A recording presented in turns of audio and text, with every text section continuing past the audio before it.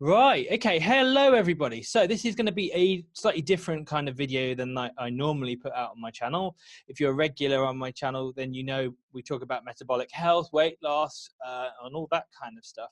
But to be honest, it doesn't really feel right to be putting those kind of videos out at the moment. So I'm going to be doing a few more videos all about supporting people's mental health at these difficult times. So this is the first of those, and I'm going to be welcoming on somebody that I have met many times over the last few years, but we've never really had a chance to properly connect. We bumped into each other at conferences, but this is really our first time of properly connecting. And this came about because Claire, who I'm about to introduce, mentioned to me that she was doing a talk all about developing natural resilience. And so I thought, well, let's get her on. I think that sounds like a really, really good topic to be talking about at the moment. So I'd like to welcome Clare Josa. Claire can tell you a little bit about herself. And so, yeah, welcome, Claire. Hi, Dan. Thank you so much. It's great to be able to hang out with you this morning. I've spent the last 15 to 20 years specializing in proactive mental health, in how to look at the way we talk to ourselves, the way we treat our bodies, the emotions we feel, and how to work with that to be happier, more positive, more empowered. And I work as a leadership development trainer to help leaders to really clear out their stuff so they can show up as all of who they really are to make an even bigger difference in the world. So that is my passion. My background is I'm an NLP trainer, have been since 2003. So that's like the user manual for your brain. I'm also a yoga and meditation teacher. So I bring in that ancient wisdom. And my original training is I've got a master's degree in mechanical engineering and German. So everything I do is grounded and practical and the stuff you can go and apply. And I'm a mum of three. So I love to teach stuff that you can do in under 5 minutes. Yeah, we've all got time to make a cup of tea while that kettle's boiling. There's stuff that you can do to turn around that inner emotional state. Fantastic. That's amazing. So we're talking about developing natural resilience at the Yeah. moment. I don't want to mention the C word. I don't want to Yeah. mention everything that's going on at the moment because, it would be nice if this video is, can be uh, uh, shared for kind of many years to come and stuff. And that's the Yeah. beauty of doing videos and stuff on YouTube. So I don't want, obviously it's very relevant at the moment, but I don't want to make it about what's going on at the moment. Mhm. So tell me, when you talk about developing natural resilience, what do you mean? So having worked in engineering, which was a really high pressure environment, I was a Six Sigma and lean manufacturing specialist in diesel engine manufacturing. So every minute that we stopped the line cost $2,000. Okay. And that's pretty hefty when you think about how if something goes wrong, even just to get everybody in a room can take several hours. So what that taught me is the way most people handle stress, change, challenge, disaster is we push down the emotions, we push on through, and we end up surviving on adrenaline. And you will know with your medical background that long-term adrenaline means the whole body gets out of balance. It disrupts the hormone system, it disrupts our emotions, it changes the way we think. We can't, it restricts the blood flow to the front part of the brain that does the brilliant ideas, and it sends it all to the survival part. The effects of being stuck in stress are huge. The risks of pushing on down our fears and pushing on through anyway are huge. The cellular level effect that has on the physical body and health is enormous. So I used to thrive on that adrenaline. And for many, many years, I was addicted to it. And I found that I would get myself jobs where we had to firefight, where we had those ridiculous deadlines, where we had crazy amounts of travel, so I could get more of that adrenaline. And it didn't take me very long once I hit my 30s to realize that wasn't sustainable. In my 20s, it was great. I hit 30s and everything started to fall apart.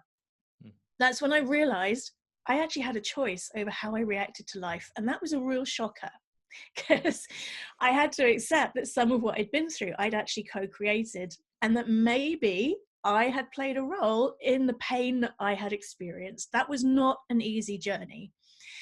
I studied tools to help myself with it, to help my family, to help other people. In 2003, that actually became a full-time business, working with business leaders. And what I do now is when I work with people, I look at how are we creating the pain in our life? because you can have two people go through the same thing and have a totally different response. What can I do to mean that I can ride those waves of emotions and stress and fear and deal with them in a healthy way, rather than either going to war with them or pushing them on down, both of which create long-term negative consequences. So when I'm talking about true resilience, it's actually not what CEOs tell me they want, which is where somebody can go through toxic levels of stress and bounce back the next day and be absolutely fine. Because this is one of the things that's leading to the high CEO and senior leader suicide rate, is having to keep pushing on through that. Natural resilience is like our inner pendulum. So as a meditation teacher, life knocks that pendulum, and it can do this, yeah? And what we're trying to do with classic resilience is grab that pendulum and force it to be still and pretend it's all okay, which takes an enormous amount of effort. Or you can teach yourself so that when life knocks the pendulum, it just wobbles a bit and then it comes back to stillness, so that we're calmer, more resourceful. We can be there for those who need us in a time of crisis or a time of change. And we can be resilient because we are less affected by the stories we tell ourselves and then all those biochemical and emotional reactions. So we don't have as much to bounce back from. It's a way of flowing through life rather than fighting it or pretending. And both of those break my heart when someone's stuck in that cycle. And there is so much we can do to be able to reach that calm point, no matter what is going on around us, even just for 60 seconds. As you know, Dan, that resets the sympathetic nervous system, gets us out of the stress response, and allows the body to reconnect with its natural healing mechanisms. Yeah, and I think it's really, really important that we do address this kind of chemical side of things in our bodies at the moment, because as we know, our immune system is very linked in with that chemistry as well. And if we have surging levels of cortisol and adrenaline, that has a negative effect on our nervous system. Our immune system. We all know that we're more susceptible to bugs and things when we get stressed. So I think this is really, really important. And I think we're all getting our pendulums knocked quite a lot at the moment. The status quo is definitely being disrupted. So tell me more. How can people kind of, rather than grabbing that pendulum, give me an example of how somebody would be, grabbing that pendulum and trying to stop it. I mean, is that just pretending everything's okay? Or No. So what pretending does is it shuts down our emotions. It tries to press pause. So you're full of all of those stress hormones, the cortisol, adrenaline, all of that biochemical reaction. You're trying to then use willpower to control something that's actually part of the body's autonomic nervous system. So the bit that makes the hair grow and the heartbeat. And you're trying to forcibly control that, which simply doesn't work. And it sets us up for inner conflict. So I've got a very recent example that I'd like to share on how the pendulum can get knocked, okay? So my 12-year-old son has been in South Africa for 2 months on a school exchange. And I flew out last week to collect him. While I was out there I felt this coming, but on the second day I was out there, the South African government announced a flight ban for flights from the UK. And I wasn't due to fly back for another 5 or 6 days. And that Sunday press conference, because I watched it live, my heart was doing this, and how are we going to get back and what are we going to do? And of course, the whole world was trying to contact their airline because South Africa was not the only country that did that. I went through probably about 3 or 4 minutes of severe claustrophobia, of feeling trapped in a country I needed to leave, because I could see they were about to close hotels. They were about to impose quarantines on foreign visitors. So there was an awful lot of what if going on in my head about what if we can't get out? What if we're put in quarantine? What if we're separated? Yeah. What if we're out here and we catch this, and likelihood was our travel insurance would not cover it? All of these what ifs. 3 o'clock in the morning, the what ifs woke me up, and I had a choice. I could completely freak out and panic. I could push it on down and pretend it was all okay. Or I could use the techniques I use to do that deep breath, go straight through the middle of it and say, right, well, what do I want instead? I want to get home safely as quickly as possible. Great. What action can I take right now to move towards that? So this is really the essence of it, is that mind story drama. I talk about 2 types of fear. So there's legitimate fear, which is you're walking along a cliff path and it's windy and your body is telling you this probably isn't a great idea, Claire, yeah?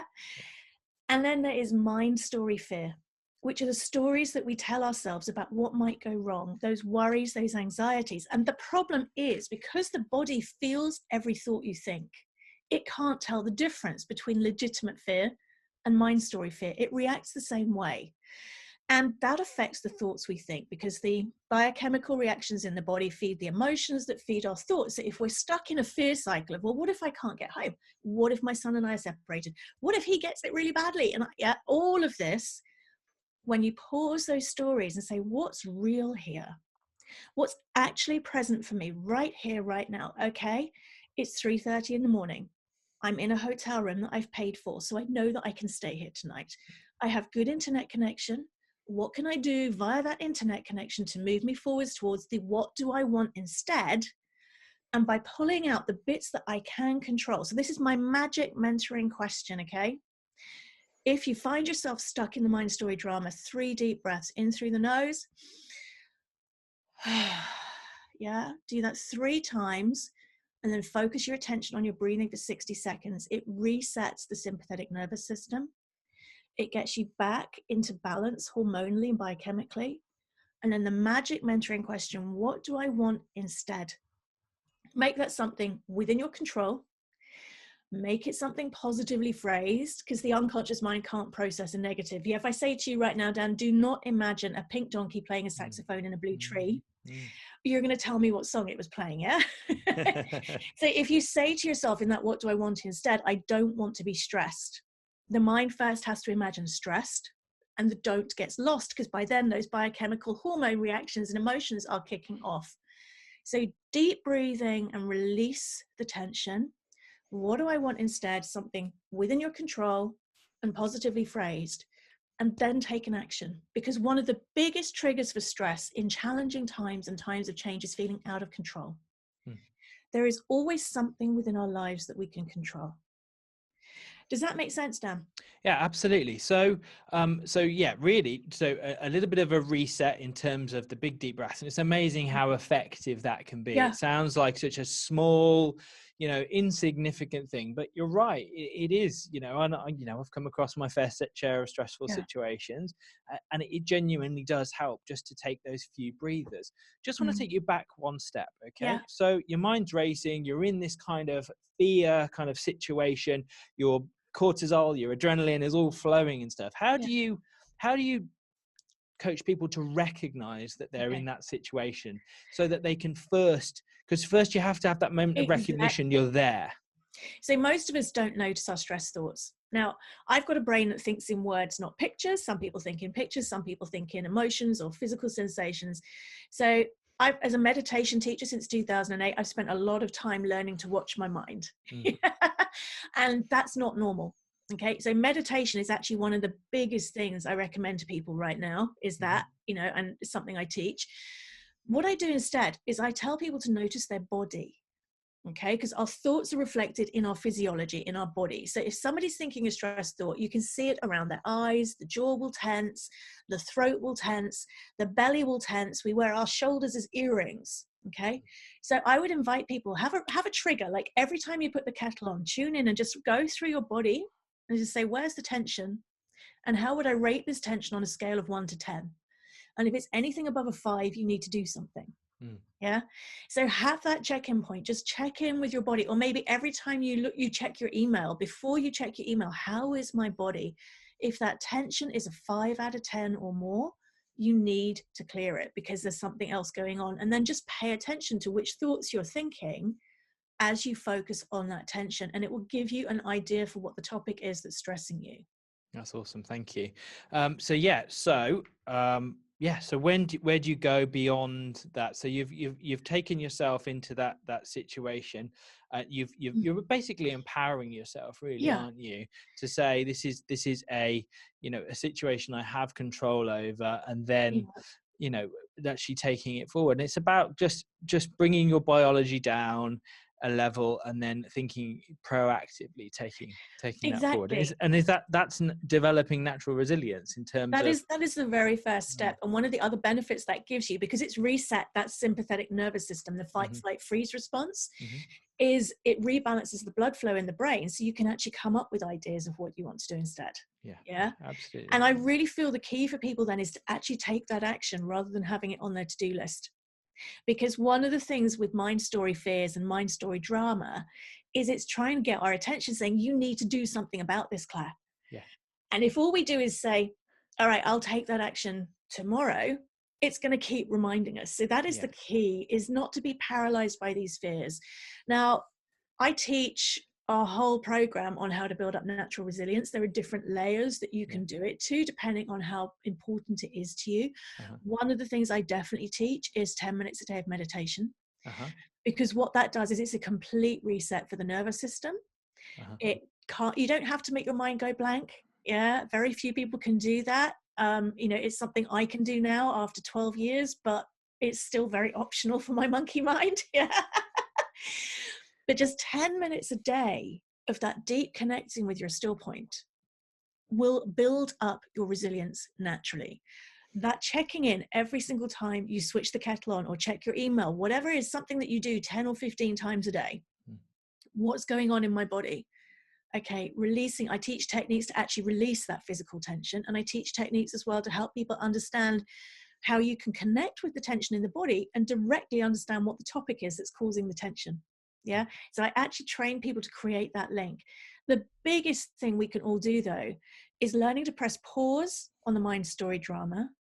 Okay, and then to turn our self-talk around so it becomes naturally positive. And the key is actually part of what we've just done is you have to go through neutral. You can't flip-flop from negative thinking to positive thinking, because the body is full of all of those hormones and chemicals saying negative thinking. If you try and put a positive thought on top, it just looks at you. It gives you the look that my 12-year-old gives me. That ain't happening. Is being able to learn how to go through neutral to turn it around. And the brilliant thing with our thoughts, our thought habits, as I know you know, they're just neural pathways in the brain.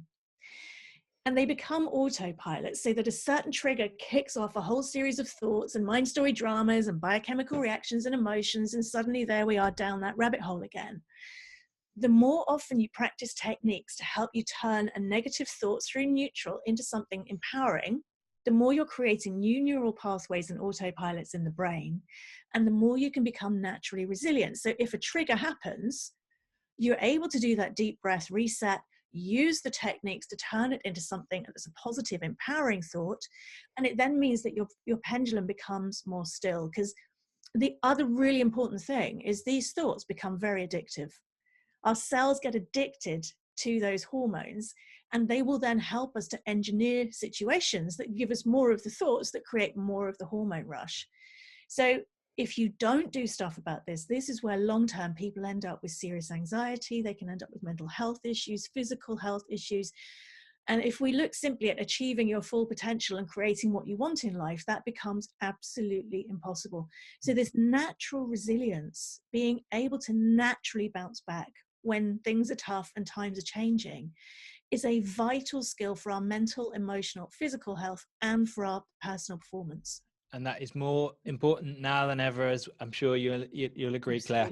So obviously I'm going to be putting this out on YouTube pretty much as soon as we've got this video recorded, because it's very time sensitive, because you've got a free workshop coming up. I know you're giving this away free. It would normally be a paid program. I'm running a 90-minute workshop on natural resilience. It's actually about the resilience myth.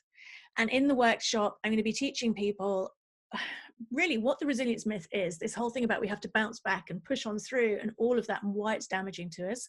I'm going to be sharing 3 deep dive techniques to be able to become more naturally resilient, and they all work in under 60 seconds.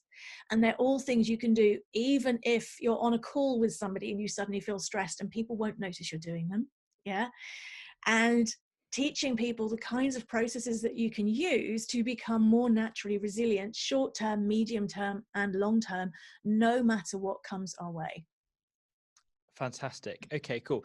When is that happening, Claire? That is happening on Tuesday, that'll be the 24th Yep. Have you lost track of the day of the week as well? Just a little bit. I never know the days anyway. So yeah, Tuesday, I have to. Tuesday, 24th of March at 10 a.m. Okay, that's And 10 a.m. GMT, UK GMT, time. So people UK around time. the States, if you're watching Yep. this in the States, that's going to be Early morning. early morning. Okay, but I know we do have a lot of people watching this channel from in the States and stuff. So Absolutely. There is a replay as well, but joining us live works so much better because you can get immediate answers to your questions. And there's something about joining us live that means that people actually go and do this stuff.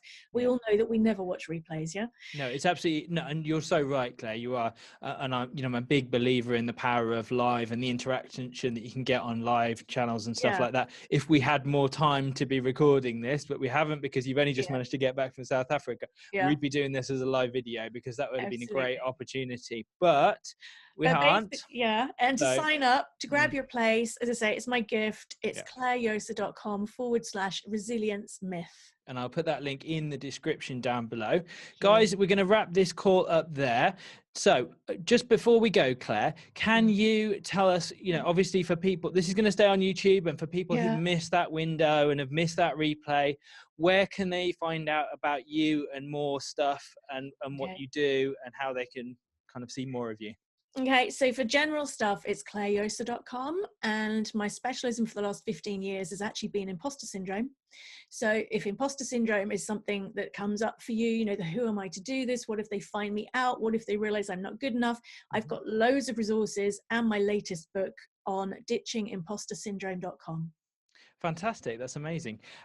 So everybody, this is, like I said at the beginning of this is the first in a series of videos all about supporting our mental health at this time. If you've enjoyed this video, please give it a like. If this is the first time on this channel and you want to be kept in touch about those, then do hit the subscribe button, hit the bell, because we are going to be going live with a few people over the next few weeks, all about supporting your mental health. Thank you for being here. Really, really appreciate it if you give us that like. Let us know what you think in the comments down below. And hopefully I'll see you on another live call very soon. Thanks for watching, everybody. Thank you.